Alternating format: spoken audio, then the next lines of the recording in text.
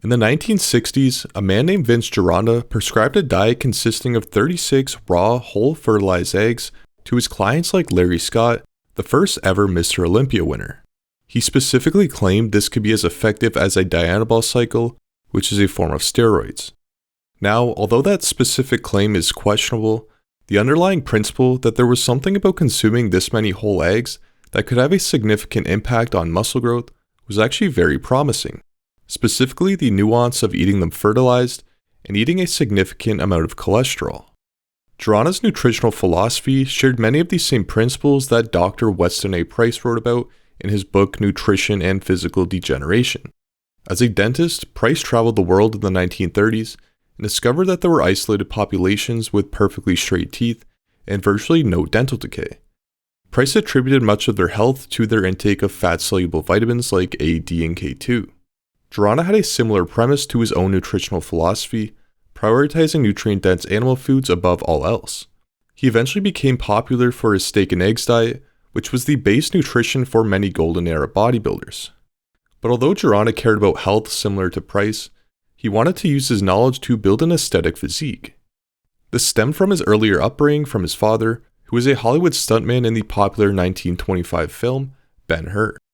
So from an early age, he realized there was more to an aesthetic physique than just stacking on muscle. After all, on top of training some of the top golden era bodybuilders, Gironda was also coaching Hollywood actors. This meant that they needed that lean classic beach body without any bloating. But when guys came to him to stack on muscle, his approach differed slightly. He prioritized cholesterol. He knew that many of the important hormones for building muscle like testosterone needed cholesterol as a precursor. He suggested that they eat 36 raw, whole eggs every day for 6 to 8 weeks. Now what's interesting about the egg part is how he got this specific number, and that he always said that they should be fertilized. Originally he prescribed roughly 12 to 36 eggs a day, but after applying this for many years, a doctor that trained in Vince's gym showed him this paper that outlines a protocol where 8 burn victims were given 35 eggs per day. Despite originally being in a catabolic state, meaning tissue breakdown, after consuming 35 eggs per day, they were able to maintain a positive nitrogen balance, meaning they were in an anabolic state of growth and repair. And although they were consuming roughly 7,000 milligrams of cholesterol per day, their serum cholesterol levels did not rise significantly. Now I think the most interesting part is that he recommended fertilized eggs, and even now from the outside, fertilized versus non-fertilized eggs seem nearly identical, so he was likely just following his intuition. Recently in a conversation with Dr. Ken Berry and Dr. Anthony Chafee, I heard Dr. Berry mention that in people that he's consulted that seem to have an intolerance to regular eggs, don't seem to have an intolerance when they eat whole fertilized eggs. Instant that an egg is fertilized, it's almost like an electrical reaction goes through the entire albumin, the white of the egg, and starts to immediately change the protein structure. Immediately, within seconds.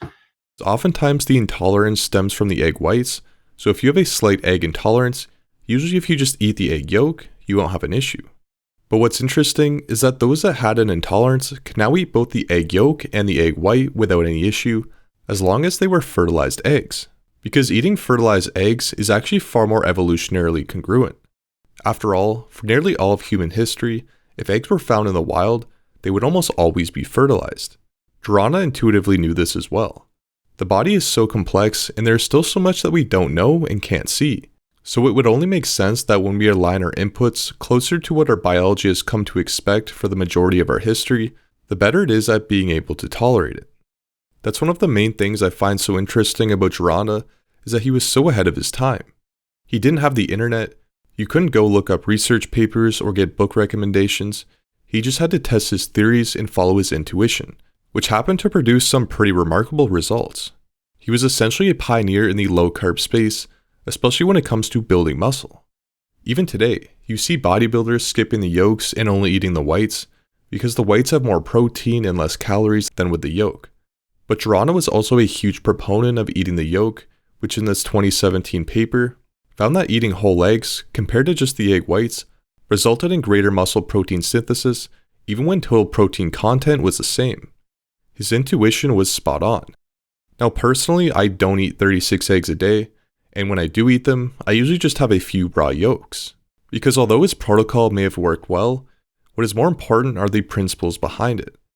Eating a species appropriate or aligned diet and creating a sufficient stimulus to trigger muscle growth. Although you can still build muscle on a standard diet or higher volume training, one is more evolutionarily aligned and drastically more efficient, oftentimes creating better results in terms of muscle growth and creating a far healthier body. We have solid anthropological data showing that humans got over 80% of our food from large ruminant animals, and the rest from other animals or sometimes fibrous tubers during times of starvation. This is why, although I think Geronda was on the right track, a more practical approach for a lot of people, including myself, is to eat mostly meat from large ruminants, like cows, and tack on whatever else you see fit. So Geronda's philosophy of eating nutrient-dense animal foods and training hard was simple. Intuitively, he discovered all of this before we had more data and the internet to share these ideas. And if you check the description below, you'll find a link where you can get the written version of this, as well as a second link where we put these exact principles into practice. Thank you for watching, and I'll see you in the next video.